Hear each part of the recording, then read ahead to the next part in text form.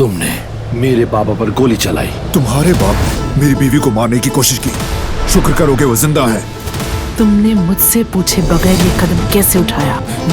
उस लड़की को जरा सी भी खराश नहीं आनी चाहिए हसन। अगर वक्त पर ना पहुंच पाता तो इसका क्या होता? चाहे कुछ भी हो, मुझे इसकी हिफाजत करनी चाहिए। मेरी अपनी ही बेटी मुझे नजरअंदाज कर रही है नाज, लेकिन वो मेरी बेटी है। यहाँ से ले जाऊंगी उसे। एक बार फिर तुमने इस खानदान में फितने की आग लगा दी। बारान के तहफ्फुज़ पर भरोसा मत करना। जैसे ही मुझे मौका मिलेगा याद रखना, तुम्हें दरवाजे से बाहर निकाल दूंगी। क्या हो रहा है यहाँ? इसकी कामयाब चाल पर मुबारकबाद देने आई थी। एतमाद एक ऐसा खजाना है जो गद्दारी बर्दाश्त नहीं करता। अच्छी तरह जान लो, एक बार इस पर धब्बा लग जाए तो वो हमेशा के लिए मान पड़ जाता है। सबिया साहिबा, मुझे आपसे बात करनी है। दिलान की फिक्र हो रही थी। उसे अगर अपनी आंखों से देख लूंगी तो सुकून आ जाएगा।